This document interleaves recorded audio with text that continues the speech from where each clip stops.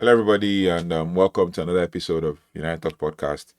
And today, we're basically going to be analyzing, what the ex-players have been saying about the club, about everything. Like, basically, we'll talk about it pre-Manchester United derby, pre-Manchester derby, as to what they've said and how they've kind of, you know, been so disrespectful and very flip-floppy in the way they analyze things. So, welcome back to the channel, and if you feel like your head is spinning after at least the last 7 days at Man United, you are not alone. The vocal critics aren't the fans on X.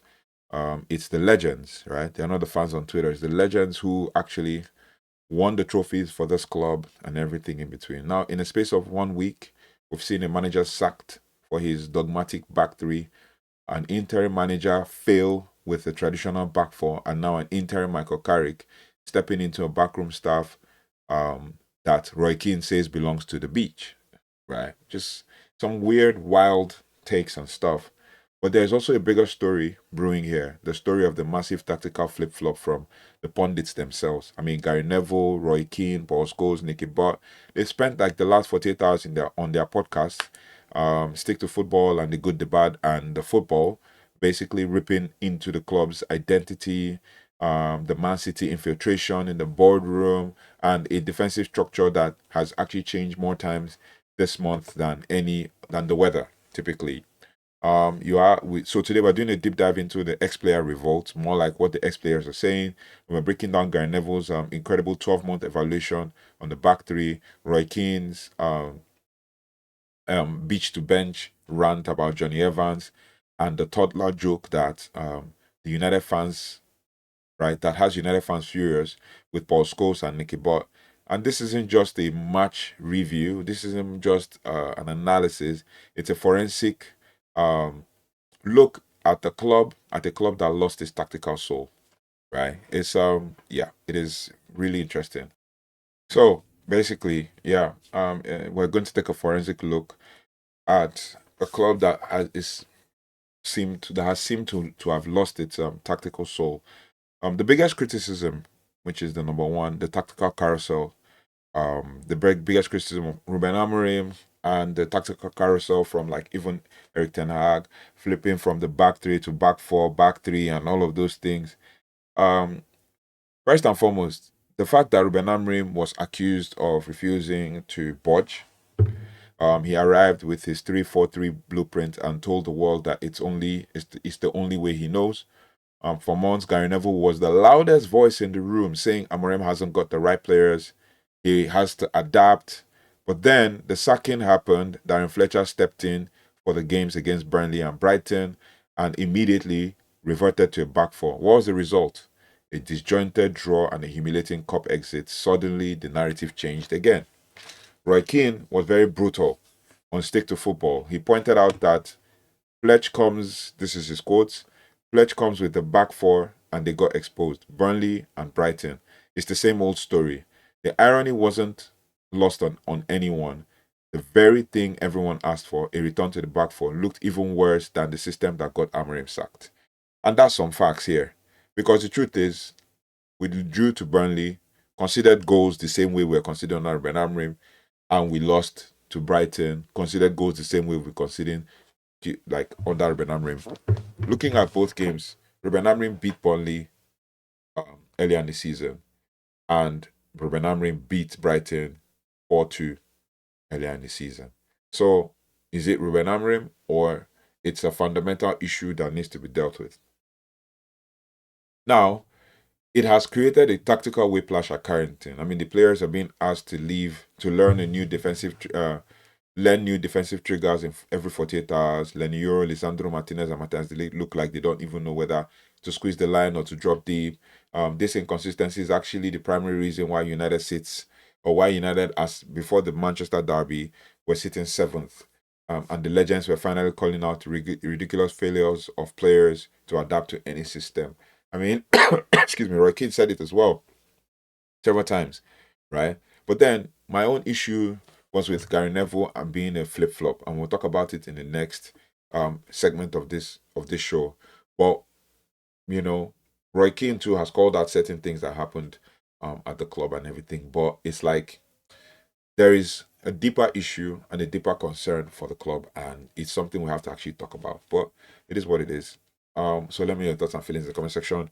The legends of the club have been the major problem of the club, and I'll give you my own thoughts at the end of this video.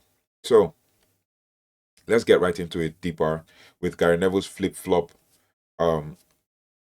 situation, right? Now we have to talk about Gary Neville's comments because they have set the internet back on fire. Back in April 2025, Gary Neville was adamant. He said, and I quote, Amorim hasn't got the players for this system. The manager has to adapt, right? This was what Gary Neville said. Fast forward to January 2026, Amorim is gone and Gary Neville is singing a completely different tune. Now he's saying, oh, I'm amazed that they didn't adapt better. Euro, Martinez, Maguire, Shaw, they weren't suited for a back four, but they actually suited to play a back three.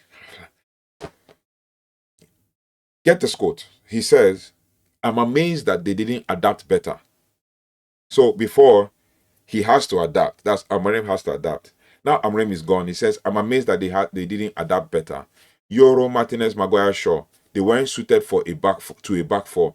They are actually suited to play in a back three. That's a problem. Under Ten Hag, in his last season at Man United, Gary Neville was quoted with Roy Keane on Sky Sports to have said, and I actually saw the video, that the players in the squad are suited to a back three system because we have 6 defenders. And that Ole Gunnar Solskjaer tried it a couple times and it worked. So why doesn't Ten Hag try it? Now he's saying the same thing and saying, oh, the manager should adapt. Now the manager is sacked. He said, oh, I'm amazed that they did not adapt better because they are better suited for the back three system, not the back four, because they have lost to Brighton, right? It's completely a 180-degree turn because Neville is now arguing that the balance provided by Amorim's 3-4-3 system was actually the correct way to protect these specific players. And he even cited his own experience playing in the back three. Yeah, in England. For England, expressing shock that the modern defenders couldn't handle the shift. But where was all of these when Man United were struggling? He couldn't say it. He couldn't say it. So it's absolutely disheartening to hear and to see. But the truth is, we all know that they will say these things, and Man United fans will lap up to it. That's the fact. Man United fans will lap up to it. He has said so many things, and he's flip-flop back and forth on so many things. And even the content creators who are the loudest online actually lap up to it as well. Fans are rightfully calling out the revisionism by Gary Neville. And he says you can't spend a year telling the manager to change, and then the moment he's fired, claim that his system was the one that worked. I mean, I've been on one of our live watch-alongs, and I think it was against Wolves, and Circus was playing as one of the 10s, but also dropping back to defend, and they thought in all their confusion that Man United were playing a back four, and Circus was playing as a right winger or right midfielder, and he says like, this is wrong. It was too negative to hear, and it made me not to enjoy the game. So what I did was I actually took off my headphones and switched channels so that I don't get really pissed about like what Gary Neville was saying and make me not to enjoy the game. So yeah. So fans were rightly calling it out, right? But it highlights the confusion even the experts feel. If Gary Neville can't decide if the squad is a back three or back four team, how is Michael Carrick supposed to decide in time for the Manchester derby? But you know the interesting thing? Michael Carrick is a smart coach. He knows what he's doing. He knows what he wants to do. He was asked questions about some of these comments. And he says, yeah, some comments might be right, some might be wrong. But yeah, my focus is to deal with what is like necessary for this game. And you know what? He grinded out a win. As the time I prepared my scripts and notes and stuff, we had not played Manchester City. But then Manchester City has happened. We've beat Manchester City and all of that. So now, which takes us to the next aspect, which is kind of juicy and spicy because it's an absolutely preposterous comment to make by Paul Scholes and Nicky Butt on their podcast. So I'll call this the Toddler controversy and Scholes and Nicky Butt on Martinez. Now, when Neville and Keane were debating systems, Paul Scholes and Nicky Butt were on the good and bad, the good, the bad, and the football podcast, taking aims at individuals, specifically Lisandro Martinez. I've done a short video on this and I posted it on the social, so you see the video and I talked about it, analyzing details because I wanted you guys to come and watch this. Basically, he said, these are his words: with Manchester United derby looming, the debate turned to how United stops Erling Haaland. Scholes was dismissive, saying, "Oh, Martinez against Haaland, you need De Ligt and Maguire back." Yeah, he actually said that.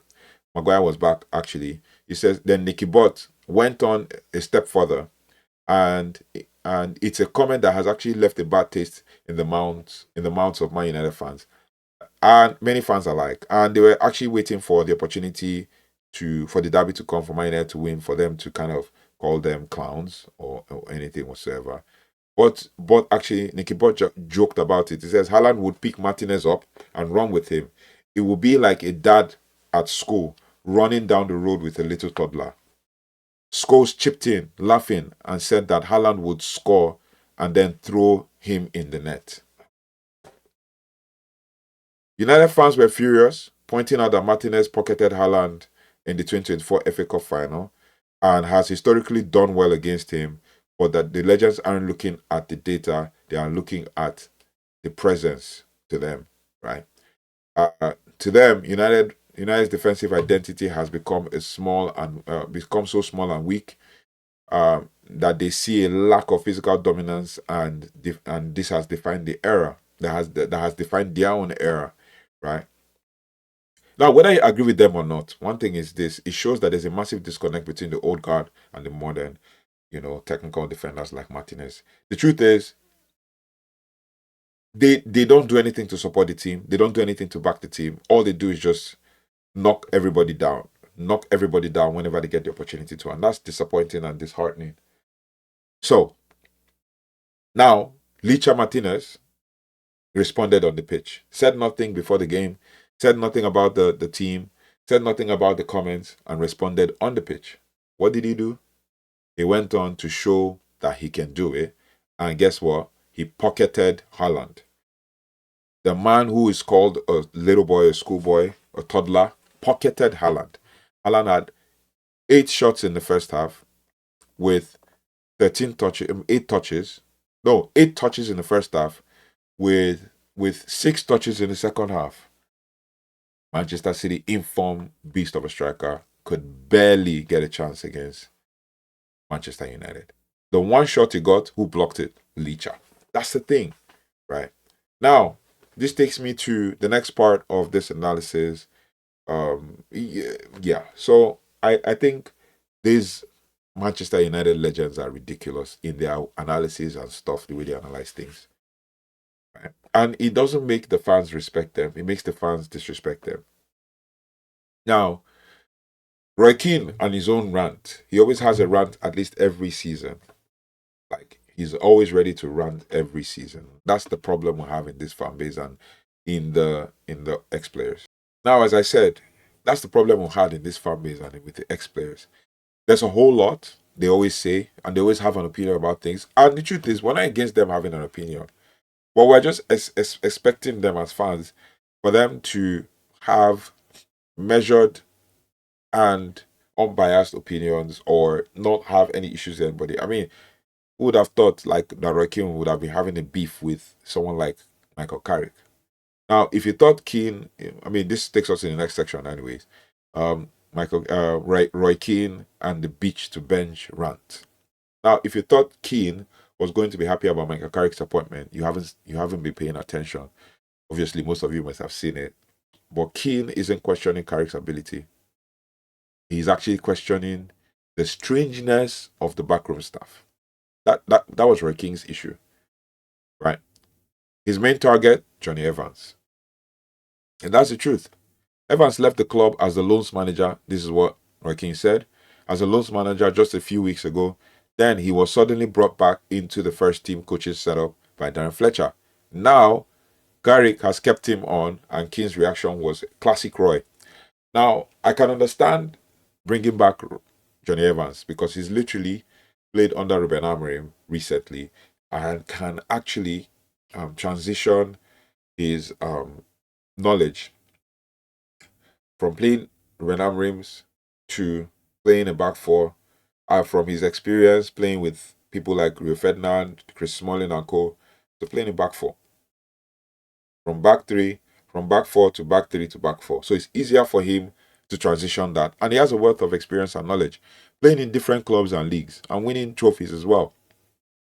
So I can understand the rationale of getting him, but classic Roy Keane, obviously. Jonny Evans was on the beach just 2 weeks ago. What has he done to deserve a spot at the first team as the first team coach at Manchester United? This sounds like someone who is bitter about it because maybe he didn't get the role, he wanted the role. Same as Nicky Butt. Nicky Butt wanted the technical director role, but then Darren Fletcher got it ahead of him, so he had to leave. And then now he's bashing the club whenever he gets the opportunity to. Now, Roy Keane says it's a big step up, isn't it? And then he sarcastically suggested that they should all go to Barbados for a week if that's a path to a coaching job.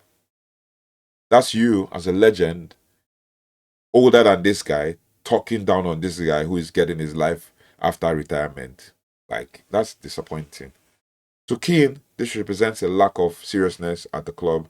He sees the coaching staff built on reliance and mates rather than merit. While Neville defended the appointment of Steve Haaland as a serious operator, Keane was not having it at all. To him, the softness of the club starts with, these strange appointments, right? That's what Roy Keane said. Then we move on to the next part. That is what we call the city infiltration and the lost soul. That's the next aspect of this analysis. And this is the final part of the analysis. We have to look at Paul Scholes, his explosive comments about the leadership of Omar Berrada and Jesse Wilcox. There might be some sense in what he's saying here, but we have to talk about it. This is where the ex-players are really drawing a line in the sand, right?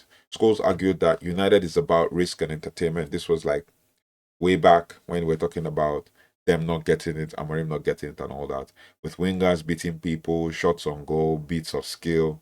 He claims that under the new INEOS hierarchy, that United way is being replaced by a City style, and that doesn't fit the club's DNA. That's what Paul Scholes has said. He says they've got Omar Berrada and Jason Wilcox, who are probably brilliant at their jobs, but they are not Man United, Scholes said. So are you trying to say you should have been been on the board or something? Then do something to earn your spot on the board.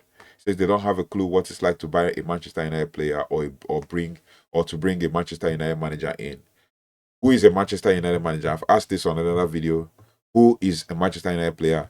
And if Paul Scholes has an idea who a Manchester United player or a Manchester United manager is, they should go ahead and suggest it to the club or even coach their own team the Manchester United way. Now, this is a direct shot at the boardroom, no doubt. Paul Scholes and Nicky Butt are essentially saying that the project is being run by people who are trying to turn United into Man City light, as they mentioned it in their podcast. They see the recruitment of players like Cunha and the focus on resale value as a profit-chasing exercise that ignores the gut feel of what makes a Man United player. Now, this is the ultimate divide. On one side, you have a data-driven executive model of INEOS. Not that I'm trying to back INEOS or defend INEOS. I'm just trying to say that these ex-players and their comments is not balanced, right? Now, on the other hand, you also have the legends who believe that the club is losing its soul to City people, which I've said also that someone like Jason Wilcox or Wabarada cannot come and be telling us who a Man United player is. That's why we're not happy with the sacking of Ruben Amorim, right? Now, the fact is that the club is losing its soul, according to Paul Scholes, to people who don't understand the risk and the entertainment mandate of Old Trafford, the United way. But yeah, these guys have done nothing to contribute to the United way as well. Now, to wrap this whole thing, I'll call this conclusion the Carrick crossroads. Basically, saying, oh, what is Carrick walking into? And that's the question I'm going to leave it to you guys. Where does that leave us? Michael Carrick is standing in the middle of a battlefield.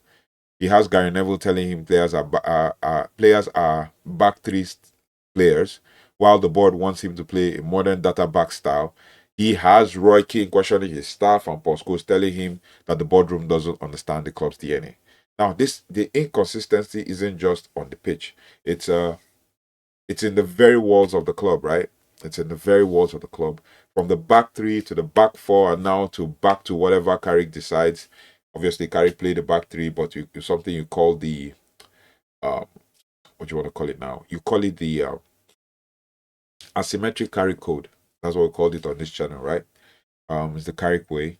Man United is a club in search of a tactical identity that satisfies both the data and the legends. And that's a crossroad, basically. You want to appeal to the legends, but you also want to satisfy the data.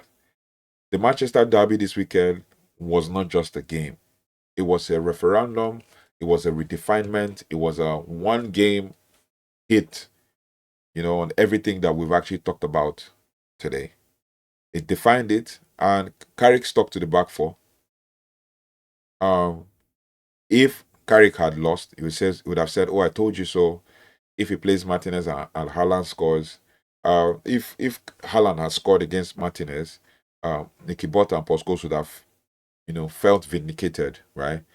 But I like the way Licha Martinez responded to, the talk of that, and I'm just going to quickly show you a picture of what happened on Derby Day, right? This picture, basically, that you can see. This picture that you can see, right here, is Licha Martinez carrying Haaland. Literally, like what happened on the field of play. So, based on that, that tells you that Licha Martinez didn't let this bother him. He allowed the game to play out, and he showed himself on the field of play. And that is what key players and important players and very good players do. Manchester United defeated Manchester City, and it's going to be talked about all through the weekend, even when we go into the new week, heading into the weekend of where we face Arsenal. Right? So if Michael Carrick had failed with the back four, Neville would have said, "I told you so." If Michael Carrick, had if Michael Carrick had failed while playing Licha Martinez and Haaland scored, Nicky Butt and Paul Scholes will feel vindicated. Manchester United is at a crossroad right now, and that's a fact. The loudest voices are the ones who have already been to the top of the mountain. Instead of trying to pull people up and encourage them, they're pushing them down further. The question is anyone in the boardroom actually listening to them? And Amorim had hinted at it that yes, they are listening to them. And that's a fact. But now it makes them look like clowns. It makes them look like clowns. That's what it is. It makes them look like clowns. But let's look at the players that INEOS have signed. For weeks, fans and pundits like Scholes have been slamming Jesse Wilcox and Omaberada and calling their recruitment a profit chase and claiming that they don't understand the United DNA. But look at the scorers of the derby today. Brandon Bumo, big money arrival from the summer, clinical when it mattered. Patrick Dogu, 21-year-old project signing, who scored the winner and was arguably man of the match on the field of play to some people. Mateusz Cunha, the man who faced the most backlash coming off the bench, provides a world-class assist for Dogu. And then Sen Lomens, young goalkeeper with a derby clean sheet. Yeah, this is the first time that INEOS' vision actually looked like the winning reality, right? These aren't like resale value players. These are players with high ceiling and talent who just needed a tactical framework that worked for them, or a change, or a rejig or a shock to actually come back. And obviously, with the derby, form goes out the window, right? The city infiltration that Scholes was worried about, well, it turns out that having people who know how to build a winning structure like Berada and Wilcox might actually be a good thing. But you pair it with a manager like Michael Carrick who understands the soul of the club. Even Sir Alex Ferguson was seen in the stands with a beaming smile that told you everything you need to know. The United way isn't just about wingers, isn't just about flair and everything. It's about winning. That's basically, like one of my good friends, United Quaground said, UKG said, it's about basically just nostalgia. And I'm beginning to see the sense in it. But yeah, let me know your thoughts and feelings in the comment section. We've just done a deep dive, we've analyzed and everything. Carrick's wheel is in motion, and we'll continue to back him. Basically, it doesn't matter what fans say and stuff. It's just disappointing that we have an interim to an interim. right? And then we're preparing for another manager. And yeah, these guys are just going to play like their life depends on it. So that's extra motivation for them to win games this season. So let me know your thoughts and feelings in the comment section. I'll see you on the next one. Thank you for watching. If you haven't already, please do like, share, subscribe, and hit the notification bell so you don't have to miss anything as relates to Manchester United. I'll see you on the next one. Thank you for watching. Thank you for supporting United Talks podcast. We're so close to hitting 3,000 subs. Thank you. And on all our platforms as well. Give us a follow, give us a like, comment. Let's have conversations. Let's push this video out there so we can actually grow together. Thank you so much for watching. Thank you so much for liking, sharing, and subscribing. I'll see you on the next one. Take care, goodbye, and God bless.